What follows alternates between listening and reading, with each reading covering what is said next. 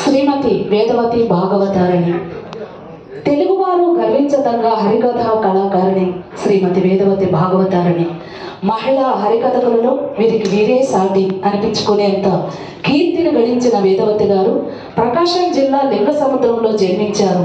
వీరి తండ్రి గారు కీర్తిశేషుడు కమ్మిశెట్టి పుల్లయ్య నాయుడు భాగవతారు గారు రాష్ట్రంలో పేరెన్నున్న ప్రఖ్యాతి హరికథ కళాకారులు. 10వ తరగతి వరకు చదువుకున్న వేదవతి గారు తండ్రి గారి వద్దే హరికథ బుర్రకథ గానం నేర్చుకున్నారు. తండ్రి గురువు కావడం తన అదృష్టంగా ఎప్పుడూ చెబుతూ ఉంటారు వేదవతి గారు. మధురమైన గీతాలాపన, అద్భుతమైన పద్యాలాపన, మరపురాని నటన పటిమ, ఆసక్తి గొలిపే కథా గానంతో వేదవతి భాగవతారిణి గారు హరికథ చెబుతూ ఉంటే ఆ హరికథ ప్రక్రియే పులకిస్తుందని చెప్పడంలో ఎటువంటి అతిశయోక్తి కాదు.